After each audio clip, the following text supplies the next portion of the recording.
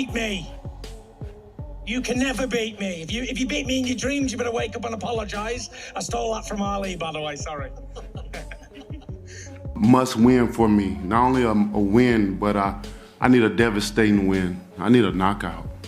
That's what we come to see. You know, you got two beautiful heavyweights up here that you don't know what to expect from them. You know, we have a question mark on our back because we're unpredictable as a respectful guy, brought up by a good family, but if I can kill you, I will kill you. That's just how I am. And this is just the job I do, so let's go. In these waters, me. You beat all the rest of them, but you ain't beat Tyson Fury yet, sausage. Look at him, his heart's pounding now. He's like a little pussy with an earring in. Shithouse. Tyson Fury shocks the press conference by erupting and calling out Anthony Joshua directly in front of everyone. He tells him to stop avoiding him and demands the fight instead of focusing on Deontay Wilder versus Anthony Joshua talks. The moment turns chaotic as Fury's anger spills out live, putting Anthony Joshua on the spot and igniting the biggest heavyweight tension in the room. Just say that. But listen, he done everyone, give everyone what they wanted, knocked him clean out, yeah? Not me, but everybody else.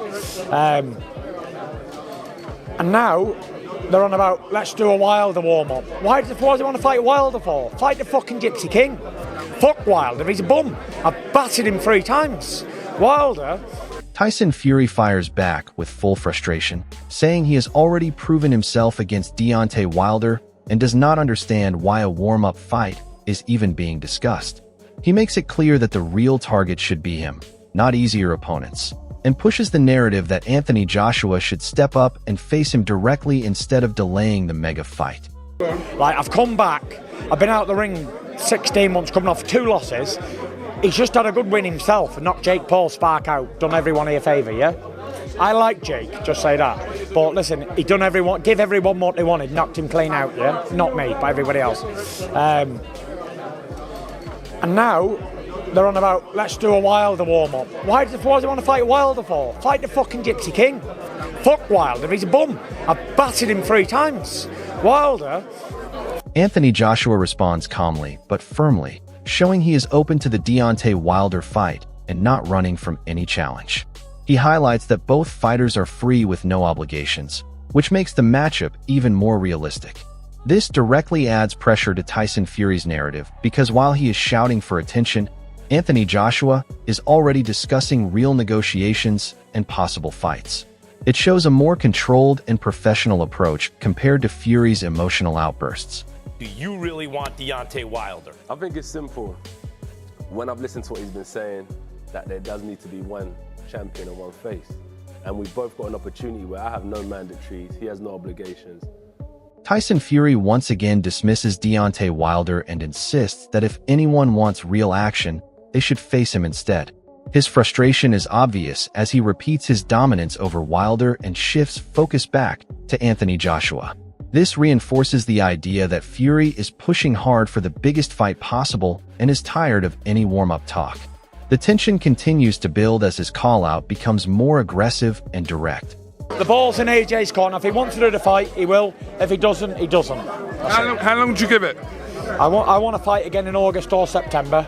And, August or September. Deontay Wilder makes it clear he is ready for anyone in the heavyweight division and is not backing down from big names like Anthony Joshua or Tyson Fury. His confidence shows he still sees himself as a major threat despite setbacks. This keeps his name active in the mix and adds more fuel to the ongoing triangle of tension between all 3 fighters. The division feels wide open and Wilder is positioning himself right back in the conversation. It wasn't a exchange. I mean, it wasn't a few words. You know, I adapted up with him and I said, now let's get it on. And it was simple as that. Is that the fight you want next, Deontay? I'm ready for whoever, you know. It's whoever. As long as these guys is in the heavyweight division, I'm here. You know, like I said, you can call me Mr. Clean because I want to clean up the whole division. The heavyweight division is nothing without Deontay Wilder. Eddie Hearn confirms serious negotiations and even suggests Anthony Joshua could face Deontay Wilder and Tyson Fury back-to-back. This shows how confident Team Joshua is in his current form and readiness. Calling Wilder a possible warm-up still shows respect, but also confidence in bigger plans ahead. It positions Anthony Joshua right at the center of the heavyweight scene where the biggest fights are being lined up for him. I mean, we have made it clear that we are willing to fight Deontay Wilder and Tyson Fury back to back. And I'm not being disrespectful that Wilder is a warm-up fight, but AJ's very comfortable to go into that fight next. That's not the basis of the deal that we've been offered, but it's definitely one we're interested in if it was offered.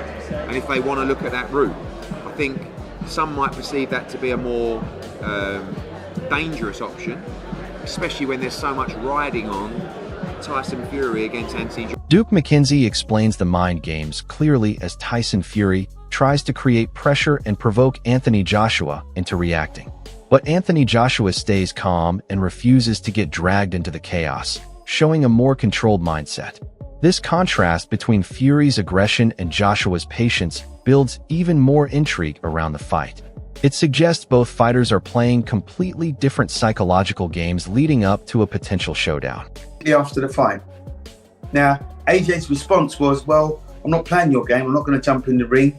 I'm not going to start bad-mouthing you, and you're not going to start pushing me around. You know, AJ's his own man, ultimately, as is Fury. Fury did it his way, where he thought he could incite a little bit of tension and make everybody start sitting up and believe that he actually meant business because he wants to fight AJ.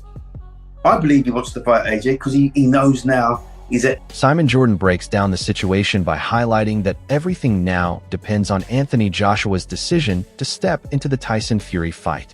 He suggests that Joshua was fully aware of the pressure and attention when sitting ringside, and that an interaction with Fury was always expected. This adds to the narrative that both fighters are being pushed towards each other by public expectation and boxing politics. It shows that this fight is not just personal, but also driven by timing and external pressure from the sport itself. You know where the situation lies, which is up to Anthony Joshua. If he feels he's ready to fight Tyson Fury, then that fight can happen.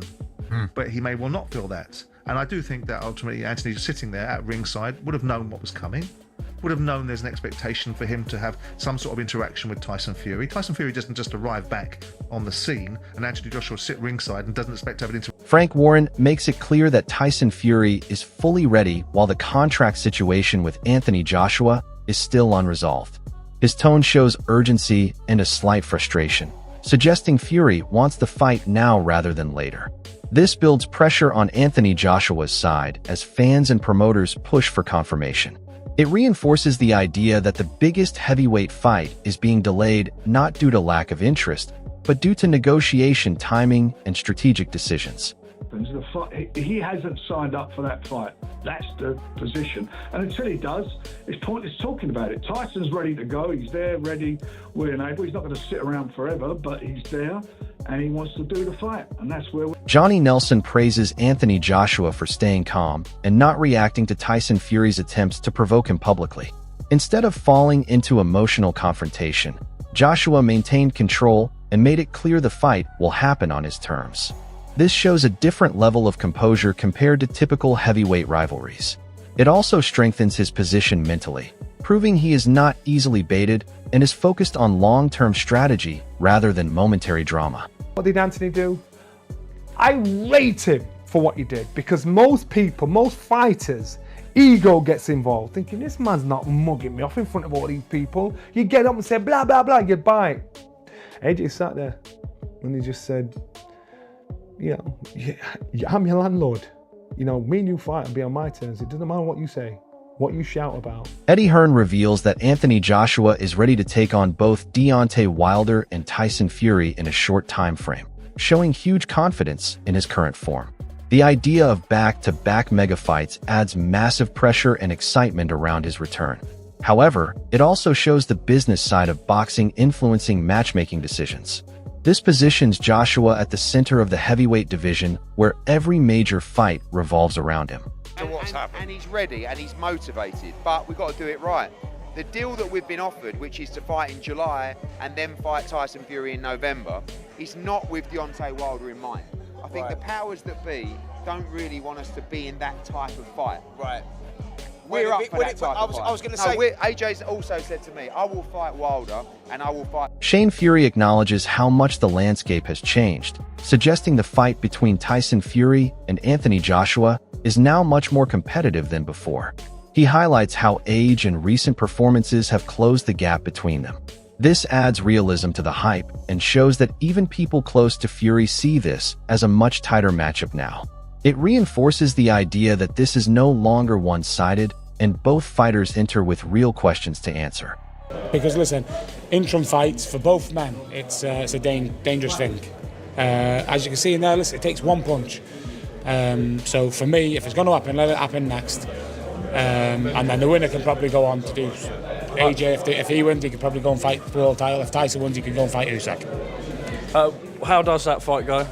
How does your brother... Listen, if you'd have asked me 5 or 6 years ago, or 4 or 5 years ago, however long it would have been, it'd have been 75-25 Tyson. Now it evens up. The odds is evened up. I reckon I'd favour Tyson, but it's a close one. Both men's aged. It's just who's aged most, you know. Max Kellerman breaks down Anthony Joshua's mindset, and it becomes clear that this is not hesitation but strategy. Saying he will take the fight on his own time shows control over the situation rather than fear of Tyson Fury. It also suggests Joshua is managing timing carefully, likely waiting for the perfect moment to strike when everything aligns. This creates frustration for fans, but adds a layer of intelligence to his approach. Instead of rushing into Fury's pace, Joshua is setting his own terms. That kind of patience can be dangerous because when he finally commits, he will likely be fully prepared both physically and mentally. Joshua said he would take the fight, but on his own time. After the fight, AJ said he's still dealing with a lot of things, but he'll be ready, guys. And the quote was, as I said, on his own time. It looked to me like AJ was staking out a negotiating position. How did it look to you? Yeah, I think it was a power move from Anthony Joshua and Eddie Hearn to say, hey, we're the ones in control. Obviously, they are not, right? Tyson Fury is the cash cow. Yes, he is. I'm the landlord is what he right, said. Come on, Yes, he's the tenant, let's be real. But I liked it, it was a great line. And Tyson Fury, Anthony Joshua, this is similar to Mayweather-Pacquiao. It's going to happen past when we wanted to see it. But Ajit Cabale admits uncertainty about the outcome of a potential Anthony Joshua versus Tyson Fury fight, reflecting how unpredictable this matchup really is. Even experienced fighters and analysts are struggling to confidently pick a winner after recent performances. This adds to the mystery and excitement surrounding the fight because both men bring different strengths into the ring. It shows that at this level, small details and timing could decide everything. The lack of a clear prediction only increases anticipation and proves how evenly matched this heavyweight clash is becoming. This was a good show, you know, for the fans. Yeah, we will see. I think all the fans in Britain he will see the fight. AJ versus Fury. Who do you think will win that fight after what you saw tonight? I don't know. I don't know. But my prediction is very bad. I say to you, Fury win the fight maybe in the first 4 rounds, but you see the result. I don't know. Really, I don't know. Johnny Nelson emphasizes that Anthony Joshua versus Tyson Fury is still the biggest fight in boxing, but warns that timing is critical. He suggests that delays could ruin the magnitude of the matchup if either fighter suffers another loss. This increases urgency around making the fight happen while both are still at peak relevance. It also highlights how the boxing landscape is constantly changing and how quickly legacy fights can lose their value if not made at the right moment. Regardless of all the heavyweights around the world, it is the biggest fight in boxing to it, even now. But you can't leave it too long. You know, and we've had the Gypsies warning. AJ got turned over. Fury's been retired. Now that you've got the chance for this to happen, you can't leave it too long because one of them lose. That is no longer the biggest fight in boxing. So AJ doesn't get a warm up. And you know what? I think AJ and Fury is bigger than anybody you put in with Usyk. Dillian White criticizes Anthony Joshua's attitude, arguing that he should simply accept the fight without overthinking or controlling the narrative. He believes that real fighters should focus on action rather than statements and negotiations. This reflects the frustration within the heavyweight division where everyone wants the fight to happen immediately. However, Joshua's approach is more calculated, which creates this divide in opinion. It shows the tension between impulsive aggression and strategic patience at the elite level of boxing. He just said I'm the boss, I'm the landlord, and I don't know. He just says AJ stuff, just bollocks. Just say yes, it's the biggest fight in real boxing. Just say yeah, you let him get any younger, you let us get older. The fight's getting harder and harder to make. Just take the fight and just shut up. Just have the fight. That's the difference between me and him. I'll have it. I'll fucking have it. You don't need to go with me into a fight. I'll have it. You need to go with me and have it right away, you know? It makes sense.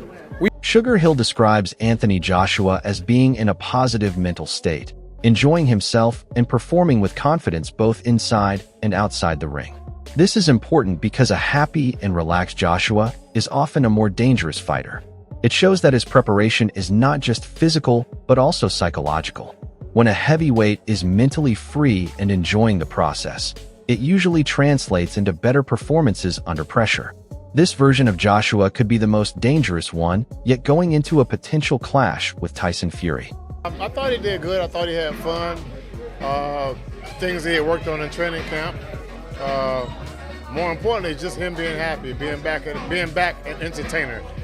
Forget about boxing. He's an entertainer. Entertaining at the press conference, the weigh-ins, on the ride to the gym. Tommy Fury insists that Anthony Joshua versus Tyson Fury should happen this year and believes there is no need for tune-up fights or delays. His comments reflect the growing impatience around the heavyweight division, where fans and fighters alike want the biggest names to finally collide. He also acknowledges the personal challenges Joshua has faced, but still pushes for the fight to be made immediately. This adds pressure on promoters and increases anticipation for a long-awaited showdown that has been discussed for years. Of course, definitely, I see it happening this year. If AJ gets his shit together, like I say, he's gone through a lot. I understand that, but I don't think a tune-up fight helps or doesn't help. Let's just get the fight on. It should have happened 10 years ago, you know. So hopefully, he can get. Everything is now building towards one of the biggest heavyweight clashes boxing has seen in years between Anthony Joshua and Tyson Fury. The tension is not just about words anymore, it is about timing, ego, and legacy. If Tyson Fury wins this fight, it strengthens his claim as the most dominant heavyweight of his era and removes any remaining doubt about his superiority. If Anthony Joshua wins, it completely reshapes his career and proves that patient strategy and discipline can overcome Fury's aggression and mind games. Mentally, this is razor close because Fury brings chaos and confidence, while Joshua brings control and calculation. At this stage, it is not just about skill, it is about who handles pressure better when the lights are brightest. Now the real question is simple. Who wants it more, and who breaks first when they finally meet inside the ring? Drop your prediction in the comments, like the video, and subscribe for more heavyweight breakdowns and boxing updates.